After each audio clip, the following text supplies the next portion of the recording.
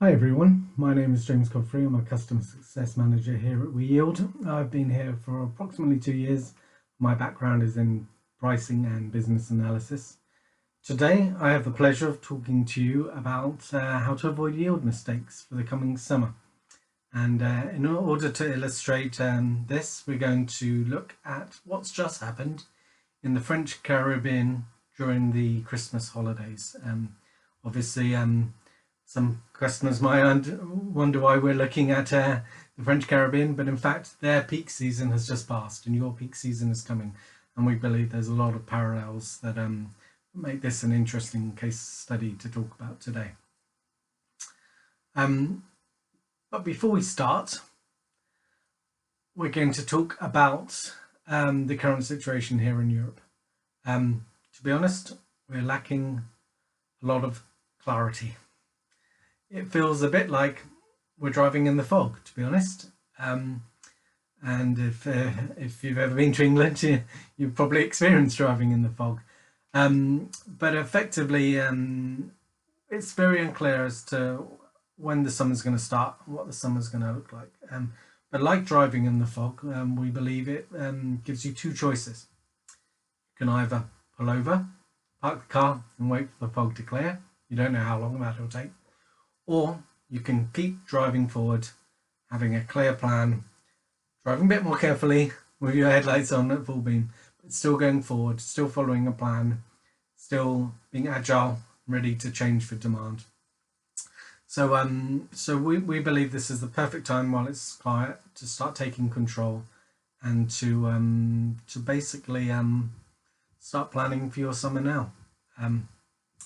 And so in today's discussion, we're going to talk about 3 key areas that we think you should focus on, which is your checkouts, your rate shops, and specific yield actions that you should consider. And at the end of this presentation, we believe that you have a better idea how to assess your own past and what to look for. Hopefully have some ideas to implement moving forward, and in order to help you prepare for your own summer, and ultimately be a lot more confident about the summer that's coming. So even though the picture is unclear at the moment, as per the car in the picture, we're driving into fog, we hope that that helps you see a bit better through the fog. So let's talk about the French Caribbean and what happened there. So in my next slide, I'm going to present to you what we call a booking report. And our booking report is a great way for customers to see and to understand their performance over a period. Okay, so what do we see here? We see various different lines on the chart. The top of the chart shows in a dotted pink line is the fleet from last year. You can see that it's flat for the first half of November, and then it rises naturally as the season gets rolling and stays pretty flat till the end of February, and then starts to naturally defleet afterwards as the peak ends in the French Caribbean. The straight purple line is this year's fleet that actually happened. So you can see that it matched last year for November, but then didn't grow as it typically would during a normal non-COVID year, which 2019 was. We then have the blue line, the light blue line, and this shows the number of actual cars that were on rent during this time period, which in this chart is from the 1st of November to the end of February. Unfortunately, you start to see the RPD line drop again in February, and that's because because the COVID situation forced closures of hotels and restaurants, so that was unfortunate, and in fact the RPD dropped at the same time as the bookings. So you can see 2 red lines on this chart. What's interesting is the 10th of December is the first red line. There was a government announcement on that date saying that the second red line, which is the 15th of December, was when bars and restaurants could fully open. So in that 5-day window, it propelled demand, which is really interesting. So as the slide title says, demand can return quickly, and you need to be prepared for that to happen. So let's focus on the first key area to think about today, which is checkouts. We think it's vitally important that you have a very clear understanding of what days people are taking their cars and for the durations they're taking. And that will help you to think about how you plan your pricing for different durations. What's also interesting is air demand data, because air is usually a forward indicator of what we're going to see in car demand. Typically, people book their flights first, they then book their hotels, they then book their car hire last. And what this chart is showing you, and this was from the 1st of December, before the season, before the government announcement, that actually the amount of air bookings was lower than the 2019 equivalent at the same time. So COVID was basically putting people off travelling. There was less customers booked. And in fact, in our next slide, we're going to see what happens after the government announcement. So I've put the two red lines back in place. The 10th of December is the first red line, and it basically shows when the government announced the bars and restaurants would open, and the second red line shows the date when that new rule comes into place. And you can see after that, the dark green line, which is this year's air traffic, actually takes over the 2019 and stays relatively close to it, in fact higher to it for the end of December, beginning of January. And then, as I said, unfortunately from the end of February, it started to drop off again because the local governments decided that the number of COVID cases was too high and they started to close the bars and restaurants. But as you can see here, the takeaway message from this is that the total number of air passengers for 2020 COVID to this French Caribbean island was effectively higher in the second half of December and January than it was in the non-COVID 2019 year. So I think that's really important.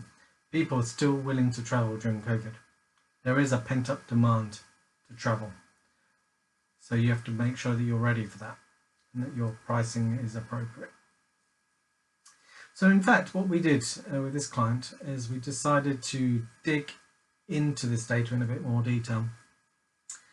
And instead of looking at the general level of traffic, we actually decided to investigate the actual number of checkouts of cars and the number of air arrivals on given days, rather than the generic on rent versus general air traffic. And that's displayed in this next slide, which is very peaky, which probably indicates that flights arrive on particular days. So I've got the red line again, government announcement, 10th of December. We've then got a spike on the 16th of December for car checkouts, but actually most of the air arrivals arrived a couple of days later. So why was there this spike of car checkout demand for this particular date? Well, we think that customers saw a mismatch of pricing where the shoulder season became the high season and jumped on it. So if we look at the 12th of December, for example, 119 for a 7-day rental, very affordable. 19th of December, 254, much higher for the smallest car class.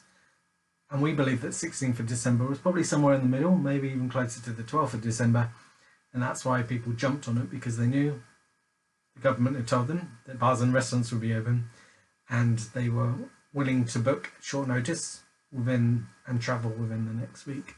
We think that's really interesting. So we believe this was under optimized, and if the client had maybe been paying closer attention to the air arrivals, then they might have been much better at anticipating this demand and pricing appropriately.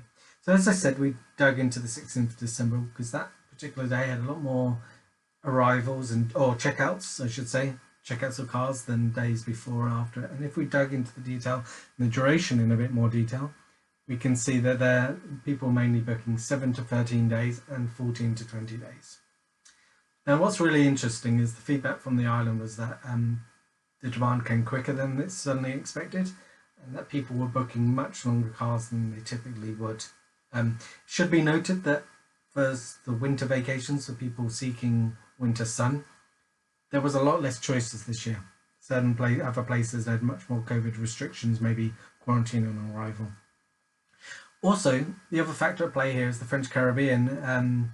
suddenly happened to have a lot of demand from what we would typically be people going on ski holidays, because the ski resorts were closed in France. So people were switching from ski holidays to beach holidays, and they had bigger budgets to spend, so they were possibly booking for longer to take advantage of this lower pricing that we saw in place.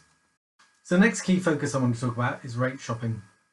And here on the screen here, we have what we call a pricing pace report, and this shows the evolution of prices over time for any given date. So in this instance, we're looking at the 12th of December. Unfortunately, we didn't have the data captured for the 16th of December. The client only captured the 12th of December before the bars and restaurants open, and the 19th of December, which is afterwards. So I think they tell an interesting story. If you look at what's highlighted here on the screen in the red circle, you can see the client themselves didn't really make many price changes at the end, soon after the announcement on the 10th, whereas you can actually see the market as a whole was naturally rising for 7 days. Now if we look at the 14 days, we see a very different picture. In fact, just after the announcement, they decided to drop their 14-day prices. And to be honest, we're not really clear why they did that, because suddenly we knew that there was going to be a surge of demand. They almost seem to have lost their nerve at the last minute and dropped the 14-day prices. And that's despite the fact that at the time, the fleet modules told us that they were already very well utilized. So there was maybe a lack of confidence in their own pricing strategy there. But we feel it's very important to not only monitor your current price position, but also to be able to look back at your history over time and kind of understand what happened last year. How did you behave? How did your competitors behave? Are there any obvious strategies in place that you can learn on to help you prepare better for this year? It's very important. Be aware of what happened in the past and learn from it. So shortly we're going to look at the 19th of December, which, to clarify, was after the government announcement and also after the point at which we knew the bars and restaurants were open and tourists were willing to come back in bigger numbers. So once again, we're looking at the 7 days, and in fact what we can see here is that there was a price collected on the 8th, and then by the time we collected it a week later on the 15th, the customer was no longer available on the brokers, so they decided to stop sell. As you can see that the market itself is rising. Now obviously if they'd have started rising prices earlier, they might have been able to maintain availability and still be visible to customers. Maybe they closed the duration, the 7-day duration, in order to keep back availability for late walk-ins. We don't know. If we look at the 14 days, again we can see that they had actually started raising the 14-day price for this second half of December period, but also stopped sold as well on the 15th, just before the last captures. And again, earlier price rises could have maybe meant that they kept availability and visibility for the customer base. We think it's very important you think about monitoring all of your durations that could be impacted, your 7s, your 14s, your 21s, possibly even your 28s, and maybe even longer, more obscure durations such as 12s and 18s as well, 9s and 10s. Ultimately though, we always believe that you should have a bottom-up pricing strategy. This is less confusing for customers. So in the example on the screen now, we can see that the customer was highest in the market for a lot of time and then suddenly lost confidence, panicked, lowered their rate, and then panicked again and had to raise their rate. There's no need for this sort of behavior if you're confident in your own bottom-up pricing strategy. If you think about what price levels you want to achieve and what utilization levels will trigger that price level, then you can work up in steps, and it educates customers, to expect prices to rise as you get closer to departure. It's what airlines have been doing for the last 20, 30 years. And again, don't get caught sleeping. So in this example of a Godfrey customer, you can see that they're lowest in the market for a long time, and then suddenly demand surges back and they're forced to raise their prices super quickly. Once again, very confusing for customers, very confusing for competitors who react to these movements as well. So we think it's important to know what your competitors are doing, but ultimately you control your destiny and your own pricing. Okay, so the third pillar that we're going to look at is yield tactics and just general things that you should be considering when you're planning your own summer. So we'll look at that on our next slide now.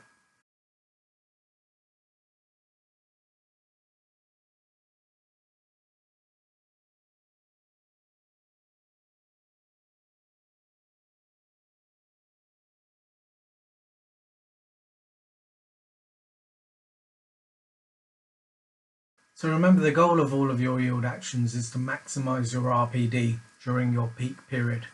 Remember, during this period, the demand is going to outstrip your supply, more so than ever this year, because people are working with a lot less fleet, having defleeted to reduce risk during the winter season. So it's very important that you think about a number of factors in order to ensure you're maximizing the profitability of this time. Okay. This is an interesting chart that I'm showing on the screen right now. This is what we call a booking pace report. It shows the accumulations of bookings for a period. In fact, we're looking at the French Caribbean again for the week of the 16th to the 23rd of December.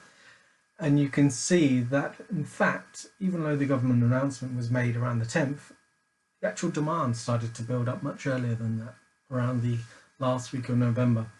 So if the customer had been monitoring this closely, they could have seen that happening and started to raise prices naturally as that demand was funneling in. And so we always think it's really important to keep an eye on your speed of bookings and your booking pace, not only for current, but also for future. So you can anticipate what will happen based on what's currently on the books and what happened in the previous year. But also you can go back and see what happened during key periods last year.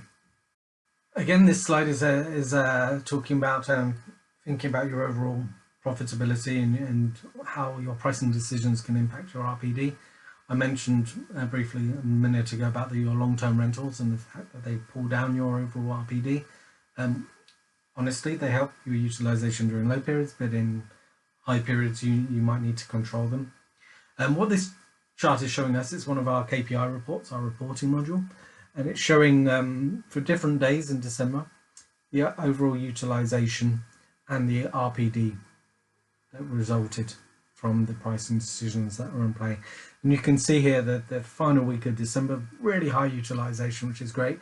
In fact, we only got really high RPD into that very final couple of days, and that was all because of those early pricing decisions about people taking out cars in the first and second and third week of December, and the fact that the RPD was lower. There's an argument here that you could still have got very good utilization, but with better RPD if you'd have planned appropriately. And at the same time, you've got to think about your duration control in terms of shorter durations. You might want to cut access to 2 and 3 day rentals in order to encourage people to take these longer bookings, or facilitate the ability for people to take the longer bookings. So make sure that you're pricing your shorter ones higher. We also think that you need to have very special attention focused on your special categories. From the 1st of December, when this fleet module report was snapshot was taken, and we can already see in red that there's certain car categories, SUVs, SUV autos, cabriolets, that were already very well utilized very early on before the season's properly started. This is from the 1st of December. But in fact, when we looked at the rate shop from that particular time, you could see that the customer wasn't really paying close attention to it, and in fact had low pricing. And this is despite this is going to be in very high demand as you get very close to departure. There's a very low availability, and this was an incorrect pricing strategy. It should have been much higher from the output. So first thing you should start thinking about right now is pushing your special categories, because the demand will come. It might come in late, but you have to hold your nerve and get the price that those special categories deserve. Often the challenge is that people are pricing those based on a rule, based on how they're pricing the volume cars. Remember, you need to disassociate it from the competition as well, and just think about the fact that you've only got a few amount of cars. This slide shows an example that we saw in Europe last year. The slide itself shows a price pace for 22nd of August, 7-day rentals on a Mediterranean island. And we can see that, in fact, the customer stops stop sold on their own website from the 23rd of June, so 2 months before departure. They may have done that in order to keep availability for very high-paying late walk-ins, but we feel that the stop sale was too early and could have been better managed through higher pricing much earlier, going up in steps according to utilisation, in order to keep the visibility of the brand for customers who are shopping around for pricing. You can see here that the pricing was obviously very in line with the competition as per the box plot view. Lower down, those box plots are very small and close together, but in fact maybe they needed to be more confident in their own strategy and be a leader and price higher from the up, and maybe everyone else would have risen with them. So certainly being stop sold 2 months early is quite a surprise, so try to avoid that. Think about your pricing now. Finally, and this is often a hard decision for some clients, is consider the contribution of your broker partners. They're a great assistance to help with utilisation during the winter, but frankly, during the summer, you don't really need their help. So don't be afraid to cut them off if you need to. So this KPI report is a great report. It helps clients really understand the contribution and the impact of each of their client types. In fact, we're looking at a segment level here. And what you can see is that both the brokers and the walk-ins contributed around 25–26% of the checkouts each, but the actual RPD that was contributing was almost twice as much from walk-ins. So arguably brokers should have been cut much earlier for this 2-week period in December in order to improve profitability during this time. Don't be afraid to do it. The demand will be there, and customers will find you direct, or they'll find you when they arrive in the airport. And if you've got availability, then you can obviously charge a great price for that late demand need. So it's very important that you understand and you review your past performance to understand how all of your partners performed and when you need their assistance and when you don't. So at the beginning of the presentation, I showed you a rather gloomy slide of a car driving into fog to display the lack of clarity that we all feel right now. I wanted to show this much nicer slide now to show you that it's going to be a challenging summer, but when you get to the top and it finishes, the view will certainly be worth it. It'll be a long journey with lots of twists and turns. You've got to keep up with your competition, you've got to overtake them. But if you've got a good plan in place, then you know you're going to get to the top, and then you can enjoy the journey much better.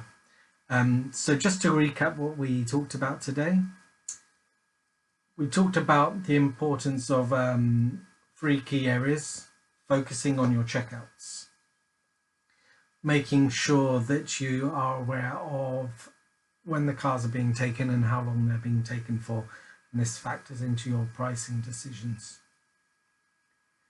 We talked about rate shopping, focusing on your key durations, your 7 and 14s. We also talked about